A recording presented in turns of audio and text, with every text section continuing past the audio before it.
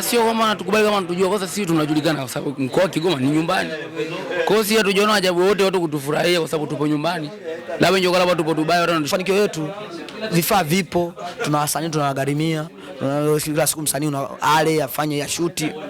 Alafu unakuja kumdharau mtu. Kwa hiyo kikubwa anakuwa na heshima, biashara yetu inatulipa. Tuna platform zetu sasa hivi zinatema hela nzuri. Kwa hiyo biashara yetu sisi inatulipa. Katika Babalao TV bora.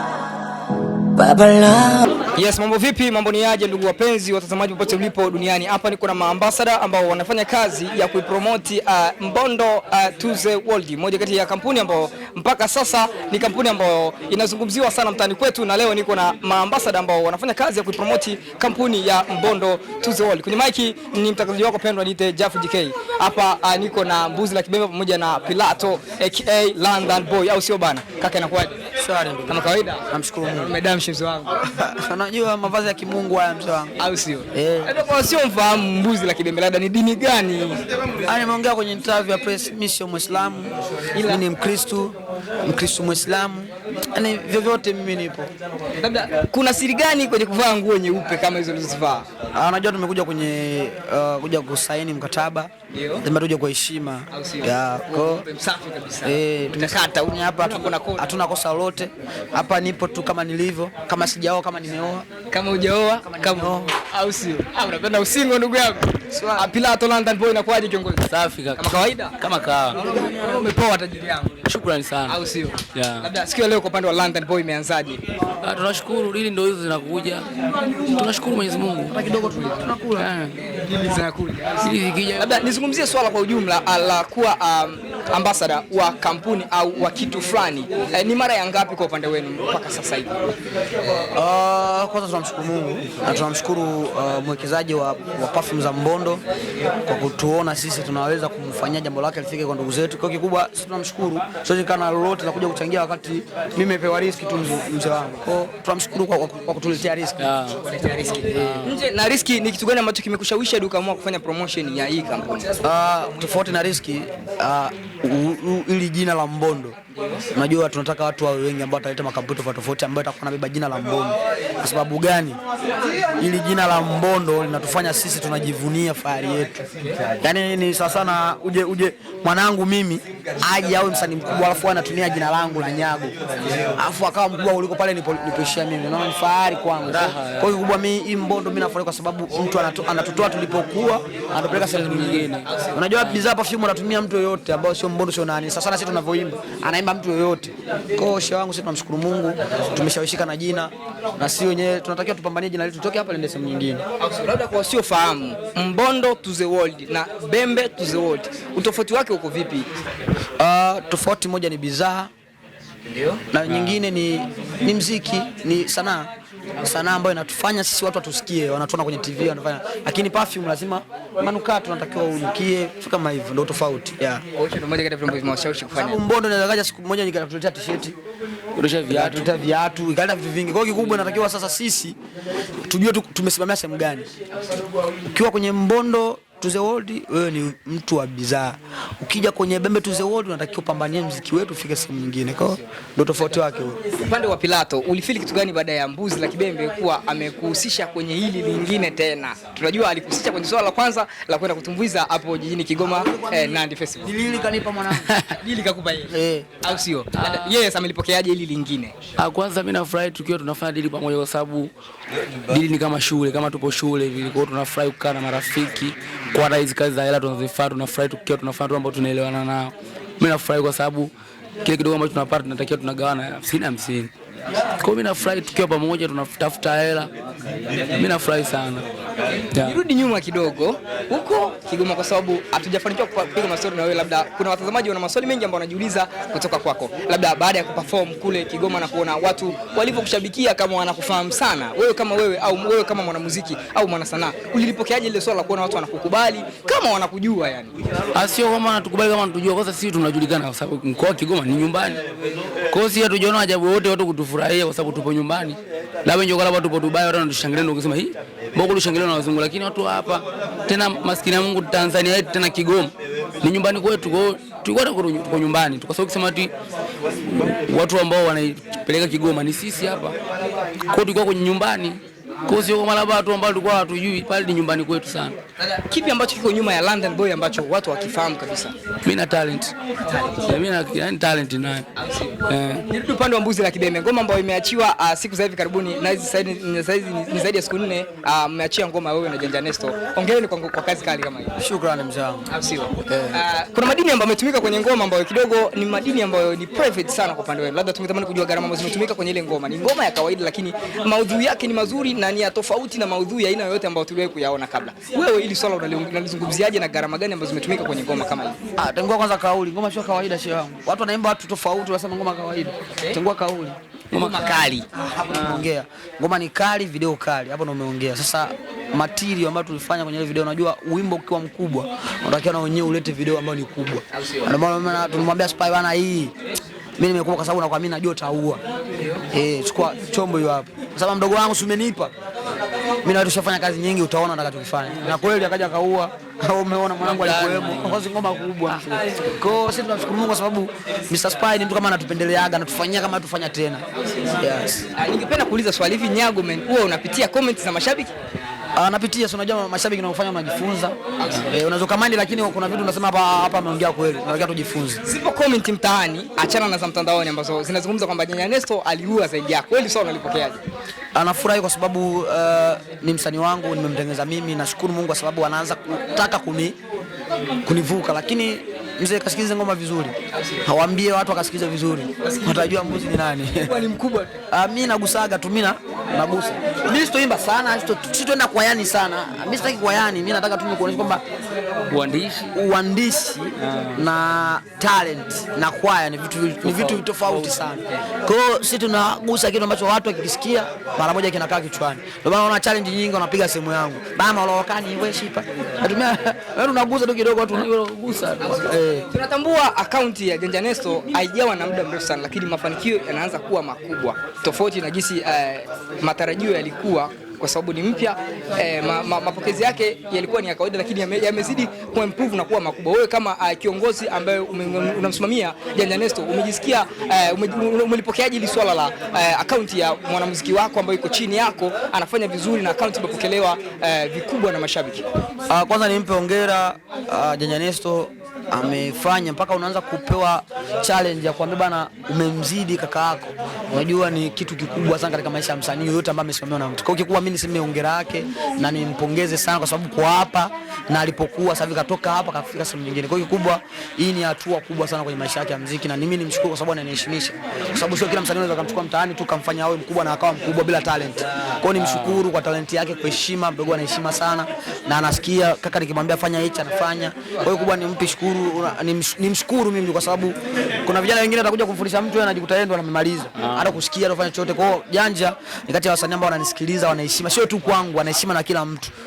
Hata Spy anasema mdogo anaheshima sana, mpambanie. Kwa hiyo kikubwa mdogo wangu Janja kama anasikiliza achukue maua, amefanya vizuri kwenye ngoma. Unajua ni ukaka, lakini hata mimi mwenyewe nakubali verse yake sana kuliko hata verse yangu. Kwa hiyo kikubwa tu nimpe maua yake, aendelee kupambana, sifa zisimleweshe, sio kwa sababu watu wamemsifia vimbe bichwa. Blaza ngoja mbona kama inamzidi blaza. Sawa, atatoka kwangu atafanya, lakini kama mchango kangu kadogo atakamisi. Kwa hiyo kikubwa ningemwomba tuendelee kufanya kazi kwa pamoja, tufanye biashara. Mimi napenda anachokifanya na appreciate sana. Kwa hiyo kikubwa nilishukuru Mungu sana, watu wangu walichukua ngoma yake kwa ukubwa na wakaanza kuniambia mimi mwenyewe kabisa, watu wangu mbona dogo kama kakua. Kwa hiyo bwana namshukuru Mungu na nimwambia endelee, akipata nafasi ya kufanya na mtu yoyote tofauti na mimi akaze, asiwe naregeza. Yes. Tofauti na collab hii ambayo umefanya naye, kwa sababu umembless kwa sababu ni mdogo wako, labda ni collab gani nyingine ambayo aliwahi kukuomba umuunganishe na mtu fulani ikafeli? Kwa hapa hajawahi kuniomba, lakini mipango yake ambayo ana mipango na wasanii wengi anatamani sana kufanya nao kazi wa Tanzania wa nje ya hapa, lakini mimi sasa ndo namwambia bwana, kwa wewe ulivyofikia unatakiwa utafute wasanii wenzio hapa mfanye ngoma mnashirikiana, kwa sababu mkiwa mnashirikiana unachukua watu wa huyu na wenyewe wanachukua kwa new generation. Mkiwa mnasapotiana mnasapotiana mnafika sehemu nyingine, kwa sababu kwa new generation ambao wapo sasa hivi hakuna kama Janja, unaona. Kwa anatakiwa awashike wenzio mkono, atoe sehemu waliopo afike sehemu nyingine. Kwa hiyo mimi ndo namshauri hivyo, kwa sababu asiwe yule msanii kujisikia, nataka support wengine. Tofauti na Kiribi Soshi, Janja Nesto sijawahi kuona unafanya collab na msanii mwingine tofauti na Kirubi Soshi. Labda hii imekaje labda ni mkataba wa Kirubi Soshi au ni mipangilio yako haijaelekea huku ambapo watu wanafikiria? Nadhani mikakati na yeye na uongozi wake. Kwa sababu kila mtu Kirubi anakuwa na mikakati yake na uongozi wake. Kwa hiyo kikubwa kila mtu ana mikakati yake, ana sheria zake. Kwa hiyo mimi naamini Janja management yake ina misumari mingi sana imeweka kwa sababu yake. Kwa hiyo anapopata nafasi kufanya atafanya na wenzia, lakini namuombea uongozi wake umpe wepesi, afanye na wenzia, bless wenzia, afanye kazi. Yeah.